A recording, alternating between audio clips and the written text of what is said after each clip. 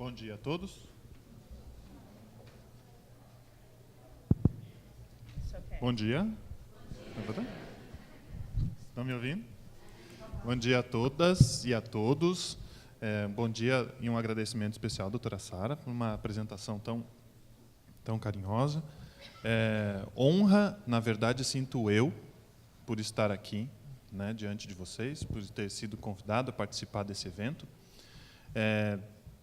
De certa forma, tão angustiante, frente ao nosso tema, frente ao nosso assunto e, sobretudo, frente ao momento que vivemos hoje no Brasil, ao momento, digamos assim, de incertezas e de muitas preocupações para quem vivencia o mundo do trabalho, para quem vivencia o processo do trabalho, né, as agruras diárias do nosso querido processo trabalhista, da justiça do trabalho, do dia a dia, que vocês que me ouvem conhecem tão bem. Eu estava sentado ouvindo a exposição do professor Marcos Scalércio, meu amigo também, Marcos Scalércio, e também fiquei ainda mais angustiado. Já havia lido, né, os capítulos que couberam a ele na exposição, e reli agora, junto com ele, essas variações, as possibilidades que ele levantou. Algumas delas até me deixaram ainda mais preocupado do que me encontro desde que passei a ler, periodicamente, digamos assim, a Lei 13.467, de julho de 2017. Portanto,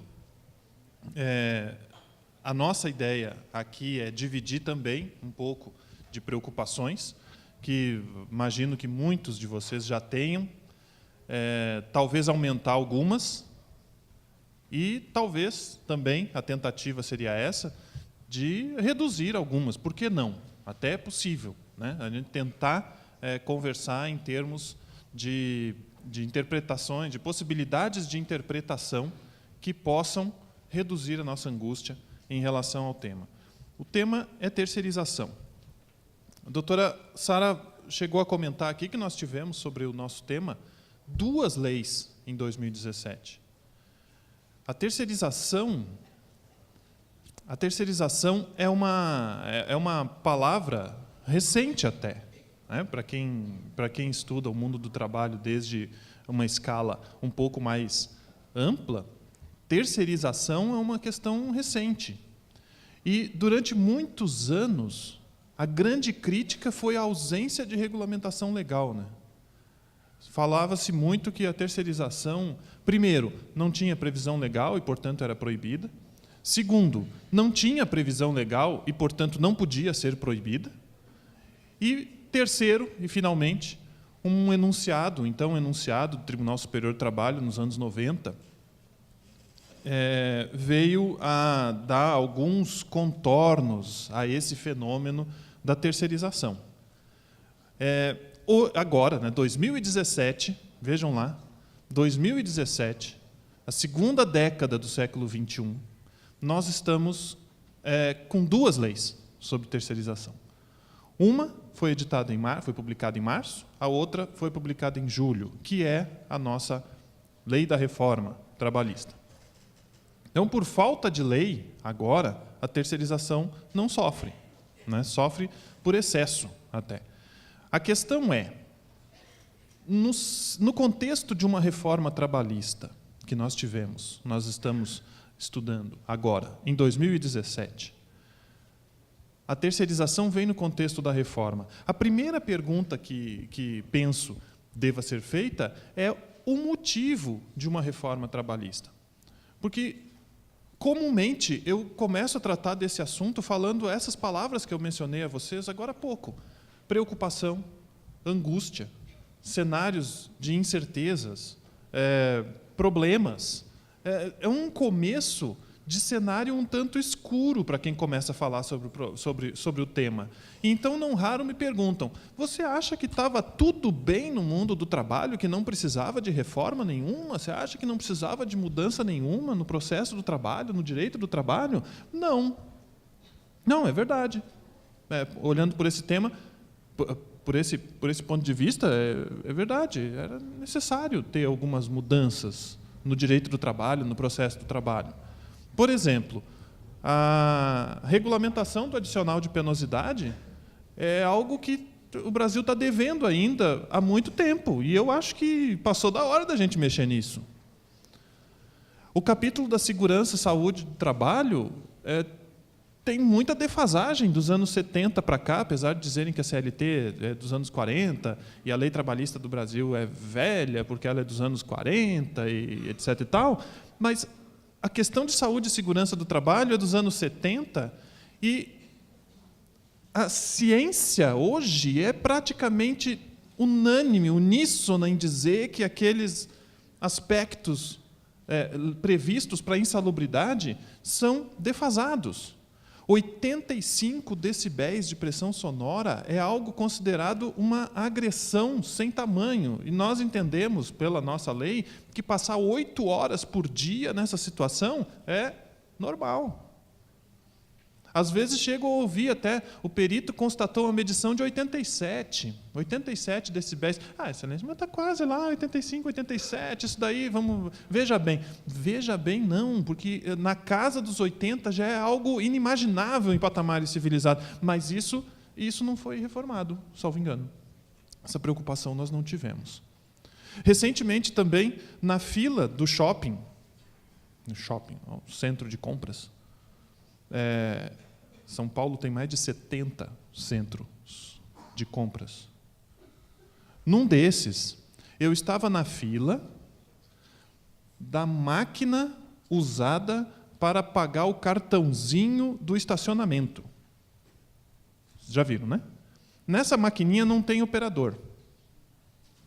Tinha antes, naquele mesmo shopping, naquele mesmo andar, havia 3 guichês com operadores que recebiam cada cliente e faziam o pagamento. Eles passavam o cartão de crédito ou débito, eles emitiam um recibo, eles validavam o cartão e aí o cliente pegava aquilo e se retirava.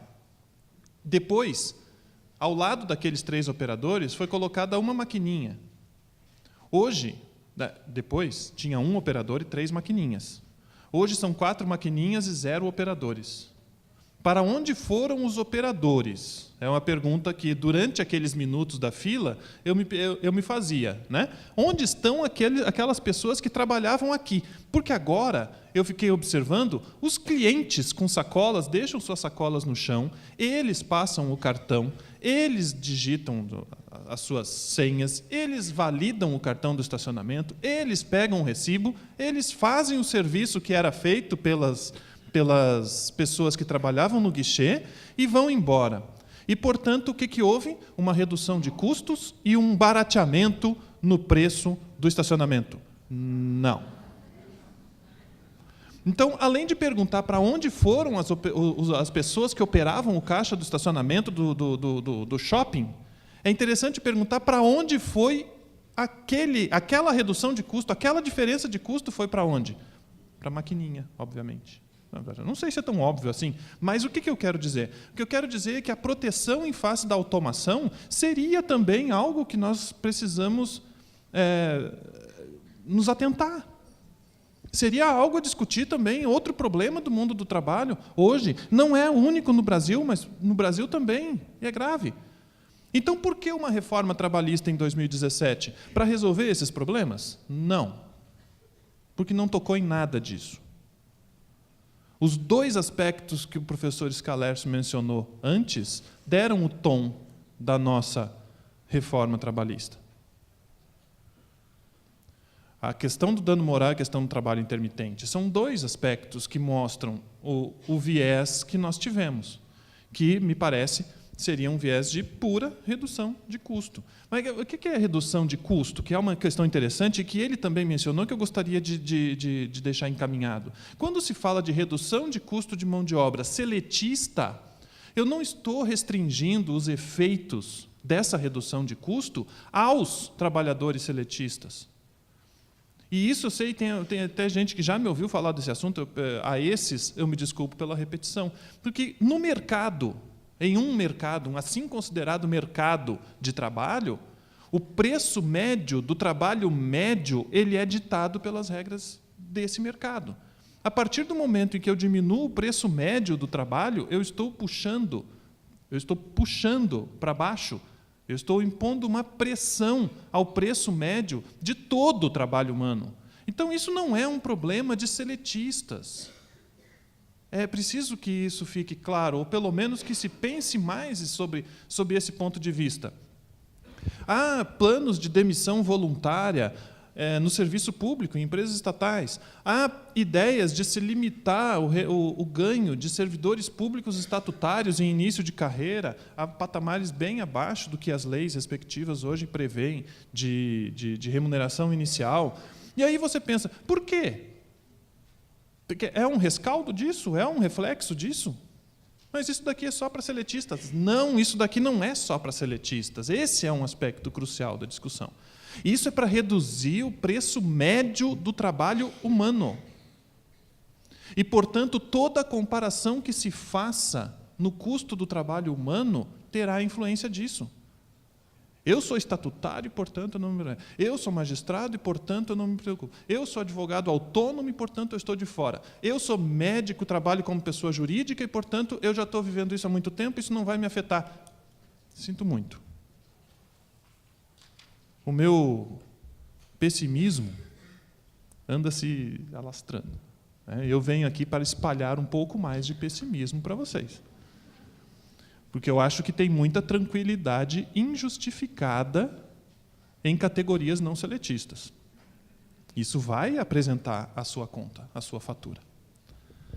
Bom, quando se fala em trabalho no Brasil, e isso é fundamental para a terceirização, nós temos um problema muito antigo.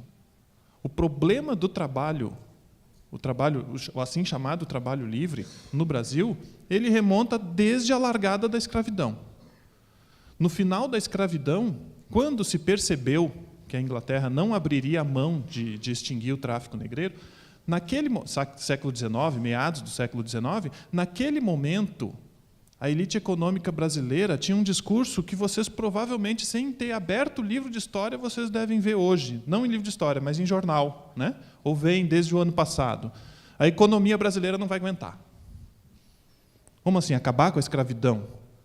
Quer dizer que eu vou ter que pagar um salário para o trabalhador, para ele vir todo dia para trabalhar? Ele vai fazer jus a uma remuneração. Tem que pagar mesmo, pagar para ele. Ele não vai mais ser escravo. Não, mas veja bem, isso daí tem a concorrência no plano internacional, o produto brasileiro, café, cana, etc. e tal. Cuba, Estados Unidos, algodão. Como é que você vai fazer isso? Isso daí a economia não vai suportar. De lá para cá, o discurso não mudou. Nós passamos por 2 guerras no mundo, uma industrialização no Brasil, e nós vemos esse discurso, volto a dizer, na segunda década do século XXI. É esse o discurso da economia, o discurso do produto brasileiro no exterior, o discurso do custo da mão de obra, e o resto vocês já leram na lei, o negociado sobre o legislado. Por que direito do trabalho? Porque o negociado não é suficiente. Só existe razão de ser para haver um direito do trabalho estatal porque as partes não têm condição de se autocompor independentemente do Estado, dada a situação de disparidade de forças naquele momento, entre elas, perante, pelo menos, a subordinação. Então, nesse momento, se tem uma proteção do direito do trabalho. É para não permitir que o negociado, aspas, livremente, se sobreponha aos direitos legais. Se é para o direito do trabalho ser supletivo a uma negociação individual ou coletiva das partes, não há direito do trabalho. Então, a partir do momento em que se diz o direito do trabalho só vai chegar onde a negociação não chegar, ele não é mais direito do trabalho, do jeito que nós entendemos hoje.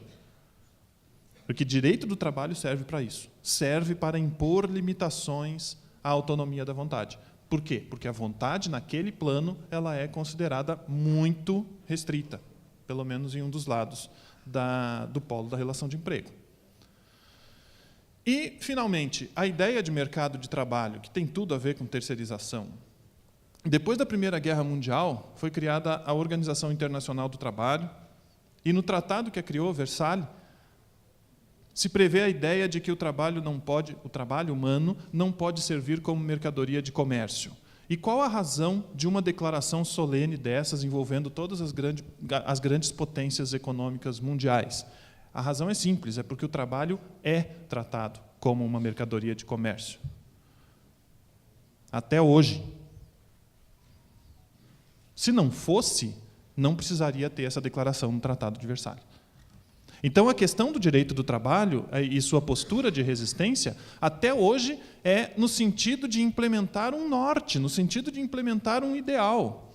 E esse ideal é o de que o trabalho humano não seja considerado mercadoria de comércio, apesar de todas as evidências em sentido contrário. Qual que é a pressão da economia? É tratar o trabalho humano como um dos fatores de produção. E vai ser assim. Porque se houver resistência a isso, essa resistência virá de onde? Virá daqui. Virá do direito do trabalho, enquanto houver direito do trabalho. Porque se não houver, essa resistência cessa. Muita coisa se explica com base nessa visão. Então, essa lógica de mercadoria reservada ao trabalho humano é exatamente aquela que se vê na terceirização. A aquisição do trabalho terceirizado é a aquisição de uma mercadoria. E, sabe, esse trabalhador terceirizado aqui, ele falta, ele chega atrasado, ele tem problemas, vem falando que brigou com a esposa, brigou com o marido, se machucou. O que a gente faz? Troca. E só não usa o Código de Defesa do Consumidor porque seria um disparate. Mas acho que lá dentro, lá no fundo, acho que até tem gente que pensa assim, putz, não tem aquele negócio lá do Código de Defesa do Consumidor, que a gente podia reclamar isso e aquilo e tal, não sei do quê. Aplicar isso à terceirização, acho que seria tão mais fácil, porque, né, a gente adquire o trabalho humano no mercado. Então, a terceirização, é claro, ela vem daí. Existe toda uma evolução nos processos produtivos, de Fordismo para Toyotismo, o Toyotismo agora para, enfim, vá lá, sistema uberizado. Mas tudo isso gira em torno de uma mesma ideia, que é a ideia de capital e trabalho numa eterna busca de desvinculação. Quer dizer, o capital sempre vai preferir ficar longe do trabalho ou do trabalhador. O interessante é que haja um intermediário, o interessante é que haja alguém que me forneça esse trabalhador. Não que eu aqui vou ficar exposto a essa agrura humana que é coordenar o trabalho humano. Então, na terceirização, esse ciclo se fecha perfeitamente. A empresa consegue se desvincular. E, muitas vezes, por uma ou outra vicissitude processual, e a reforma chega lá na frente, lá nos 700 e tanto da CLT, a fim de reformar o processo também, e isso vai fazer sentido nesse contexto, o capital consegue, muitas vezes, por uma ou outra vicissitude, se desvincular totalmente da responsabilidade. Porque, veja bem, o trabalhador não provou que ele trabalhou para mim. Ou então, ele trabalhou, mas ele saiu da minha empresa 2 dias antes de ser mandado embora. Ele foi recolhido à base. E aí ele foi dispensado, supostamente por justa causa, e ele está discutindo a justa causa no processo, ele foi dispensado, ele já estava lá na base, ele não estava prestando serviço para mim. Vejam que o mecanismo para baratear, ele fica ainda mais barateador, se me permitem a expressão. Então, acaba ficando dessa forma. Muitas vezes, a gente viu isso numa época recente, aqui em São Paulo, pessoas que trabalham em oficina de costura e que têm alguma dificuldade para entender para quem que trabalha. Não, a etiqueta é assim, a pessoa que visitava lá é essa, aí vem uma reclamada que está lá, é a 6ª, 7ª reclamada, ela fica lá na ponta da mesa, assim, a gente conversa com os trabalhadores que representam esse capital ali na ponta da mesa, você olha e aí qual que é a tese?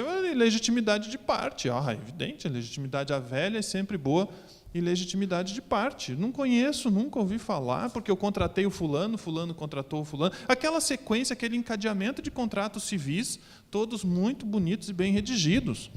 Mas vejam, onde que isso vai parar? Isso vai parar na mesa de audiência desse prédio, de vários outros que existem no Brasil, para discutir a responsabilidade do capital. Quando a gente pensa, mas espera aí, se é uma loja nessa atuação, essa loja não era para ter, essa fábrica, ela não era para ter os seus empregados? Não era para ter os seus trabalhadores? E tem, né? Que tem coisa que a lei não inventa. Não é possível criar emprego por força de um artigo de lei. Ficam criados nesse momento, né, na data de publicação da presente lei, ficam criados não sei quantos milhões de postos de trabalho não precarizados. Revogam-se as disposições em contrário. Não dá. O emprego vem da economia. Ele não vem da lei. Então, alguém está trabalhando para aquela empresa. Se hoje ela tem 10% dos empregados formais que ela tinha há 30 anos, essa mão de obra, essa necessidade de mão de obra foi substituída de alguma forma. Existe algum mecanismo para substituir isso, né? E é aí que entrou a nossa terceirização. Em relação à lei de março, foi a primeira lei que tratou da terceirização esse ano, a Lei 13.429, março de 2017. A lei veio mais ou menos na esteira da súmula 331 do Tribunal Superior do Trabalho, dizendo que a empresa prestadora de serviços a terceiros é pessoa jurídica de direito privado destinada a prestar a contratante serviços determinados e específicos. De forma que é difícil, ou estava difícil, nessa norma, ou dessa norma, extrair a interpretação de que qualquer atividade é passível de terceirização. Né? Serviços determinados e específicos. Né? O parágrafo 1º. A empresa prestadora, portanto, do ponto de vista do trabalhador, a empregadora dele, né, contrata, remunera e dirige o trabalho realizado por seus trabalhadores. Ou subcontrata outras empresas para a realização desses serviços. Claro. Mas aqui a noção de que a direção do trabalho, o poder empregatício, a condição de empregador, não simplesmente pela declaração legal, mas pela realidade, por contratar, remunerar e dirigir o trabalho diretamente, era da empresa prestadora. E isso estava na lei de março. Também veio na lei de março uma preocupação de compatibilidade entre a estrutura financeira da empresa prestadora de serviços, né, e o contrato a ser executado, ou a sua própria atividade. Capital social compatível com o número de empregados era a expressão usada pela Lei 13.429. E também na esteira da súmula 331 do TST, a empresa contratante é subsidiariamente responsável pelas obrigações trabalhistas referentes ao período em que ocorrer a prestação de serviços. Então, isso vinha na lei de março, né? Essa questão seria digno de nota, digno de destaque. A ausência de abertura de comportas para a terceirização de toda e qualquer atividade, a questão do capital, que se pretende compatível para uma empresa terceirizada, no sentido de que não haja empresas de fachada, empresas sem nenhuma estrutura econômica, sem nenhuma possibilidade de responder pelo cumprimento das obrigações, e a manutenção da responsabilidade subsidiária, né, que já vem de anos no entendimento da súmula 331. Em julho, muita gente nem teve tempo de ler a lei de março. Veio em julho e teve outra, e já mudou coisa em relação à lei de março. Quer dizer, o Brasil realmente não é para principiantes. 2017, principalmente. O Brasil é complicado, né? Bom, teve gente aí que teve o descuido premiado, né? A pessoa fala, qualquer hora eu leio essa lei de terceirização aqui, saiu outra, não li a outra, daqui a pouco eu leio essa de julho, porque só entra em vigor em novembro, então veja bem. Veio em julho e houve novas modificações no regime da terceirização. Eu estou falando de terceirização, que é o meu assunto, mas todas essas modificações legislativas se operam no âmbito da Lei 6.019, que, doravante, prevê o trabalho temporário e o trabalho terceirizado. Seriam dois aspectos da Lei de 6.019. Né? Então, tanto a Lei de março quanto a Lei de julho, elas afetam a 6.019.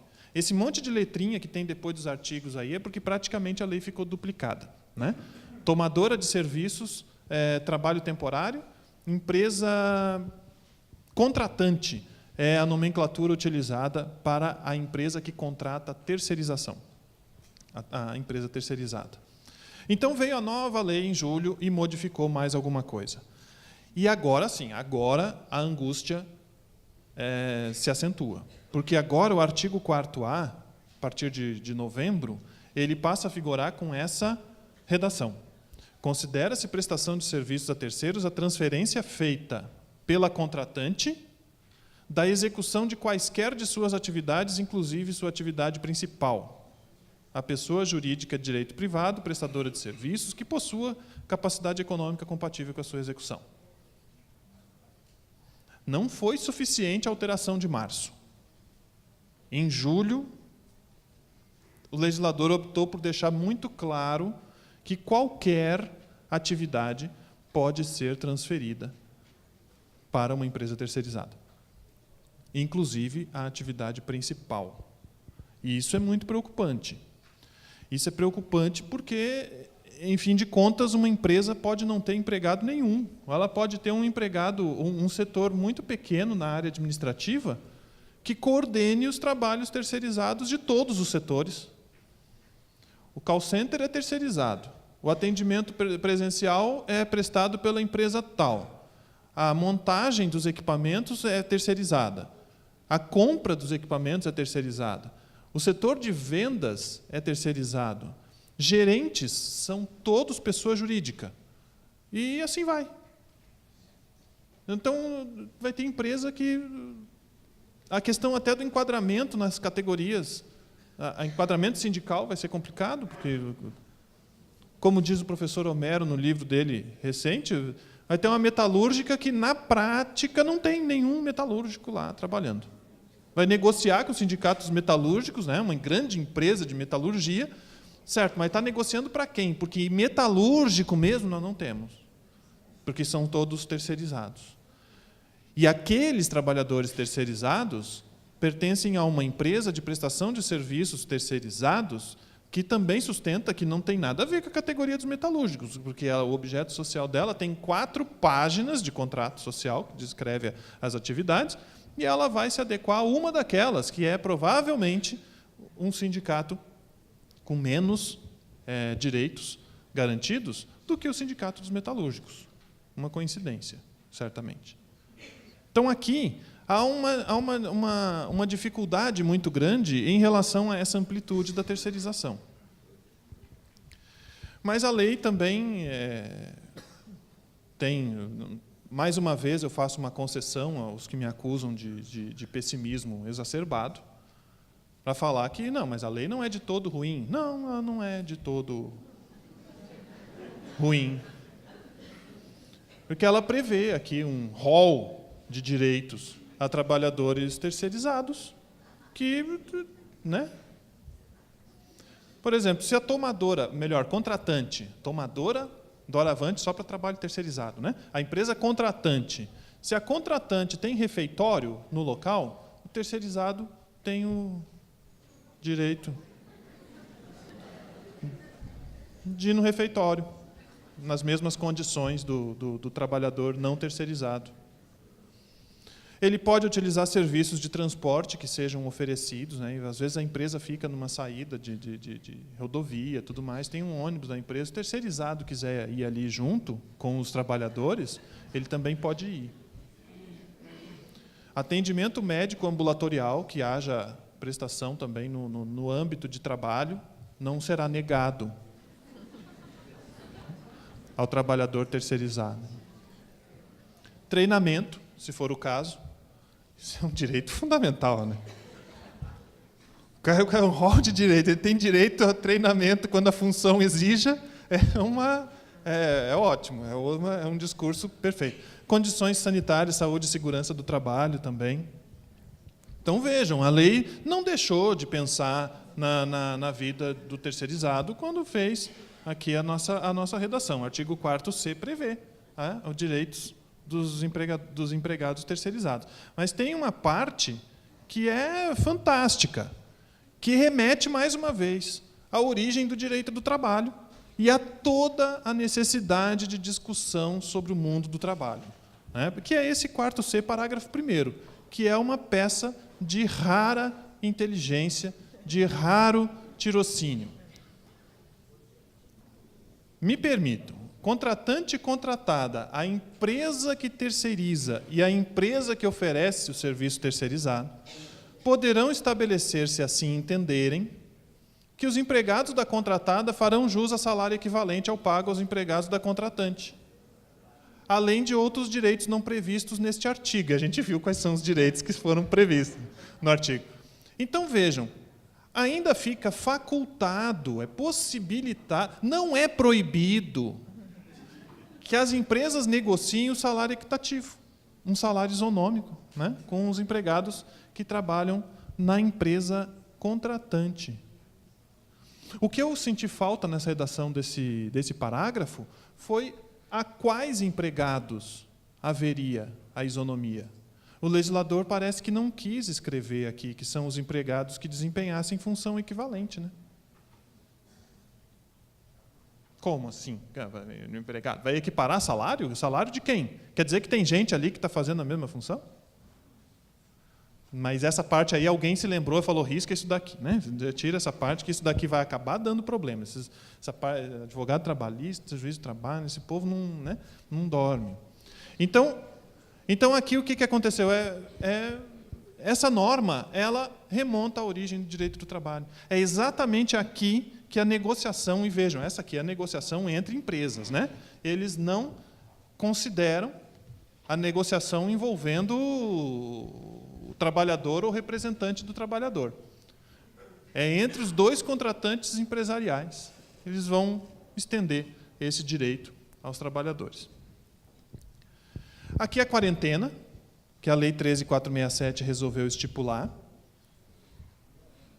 18 meses, não pode figurar como contratada a pessoa jurídica cujos titulares ou sócios tenham, nos últimos 18 meses, prestado serviços a contratante na qualidade de empregado ou trabalhador sem vínculo, exceto se forem aposentados, o que é uma ressalva que é bem interessante, mas eu não vou me estender tanto aqui para não desviar do assunto, que isso vai acabar lá na outra reforma. Deixa essa para depois. Mas essa ressalva aqui é muito interessante. Mas, enfim, 18 meses. Aquele negócio de o cara sair, faz a rescisão, por pedido de demissão, é claro, faz a rescisão, e aí, de repente, o cara aparece lá trabalhando na mesma mesa, no mesmo setor, respondendo ao mesmo supervisor, mas agora com outro crachá. O crachá dele tem um negocinho diferente, assim, tem alguma coisa, uma corzinha diferente, alguma coisa que é terceirizado. Quer dizer, ele era um trabalhador direto, ele era seletista, agora ele é terceirizado. Então, vai fazer isso, existe pelo menos 18 meses, que é um período no qual a lei considera como de inviabilidade. E, em outras palavras, é fraude mesmo. Quer dizer, se fizer isso, há uma indicação de fraude pela própria lei. Não haveria maiores discussões em relação a isso. Essa terceirização aqui seria vedada. E o empregado que for demitido na qualidade de 18 meses a partir da demissão. Quer dizer, ele não pode ser sócio, que é o rapaz que passou a ser um empreendedor, e agora ele tem uma máquina de cartão como sua nova carteira de trabalho. É o cara que ele ganhava, até ontem ele ganhava um salário de R$ 1.850,45. E aí ele foi dispensado e ele resolveu ser um empresário. Ele guardou a carteira de trabalho na gaveta e ele saiu com uma maquininha de cartão de crédito. E agora ele é que presta serviços terceirizados para o antigo patrão. Esse seria sócio da terceirizada, não pode, 18 meses. Vai ter que ficar passando a maquininha com outros clientes durante 18 meses antes de contratar. E quem era empregado de uma não pode ser empregado de outra também 18 meses. Mas a questão é, E já me encaminhando para o final, que meu tempo se esvai.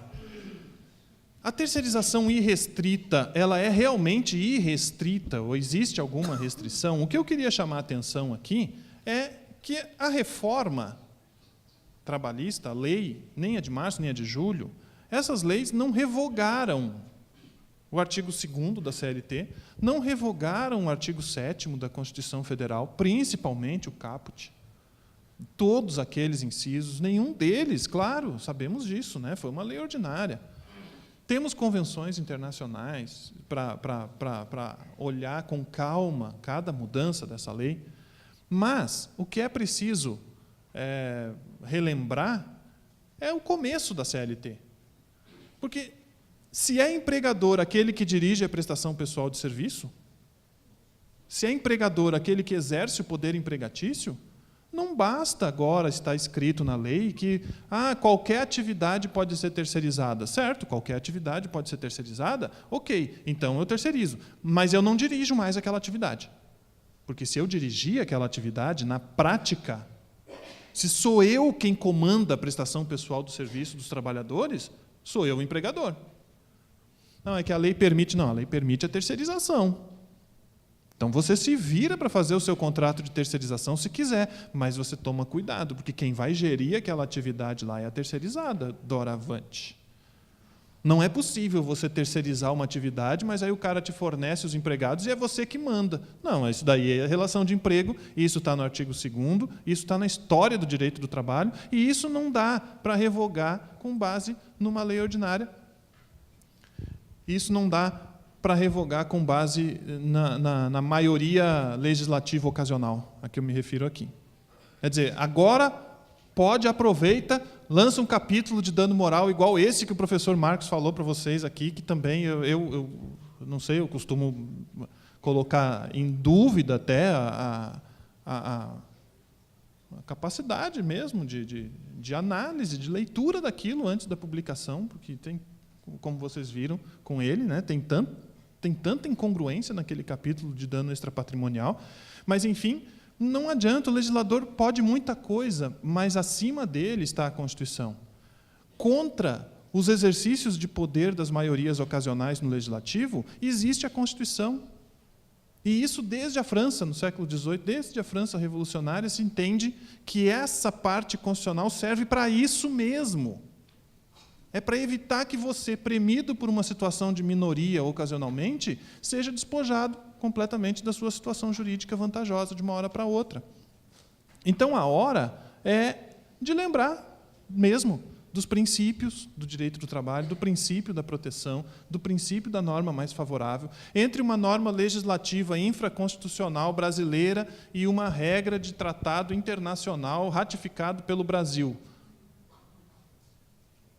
Além da questão de o Supremo dizer que aquela norma tem um patamar supralegal, né? Temos a Constituição, temos a norma do tratado, e ainda que fosse o caso de falar assim, não, mas é supralegal, hoje ou amanhã alguém vai dizer, não é supralegal, ele é lei ordinária mesmo. Está certo, entre duas leis ordinárias, né, nós ainda temos capacidade interpretativa no âmbito do direito do trabalho.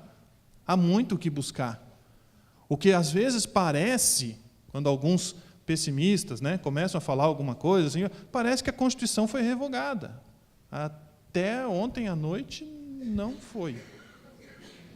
Vai dar mais trabalho para fazer isso. Então ainda tem. Todas essas leis que nós estamos mostrando são vistas com os olhos do legislador constituinte.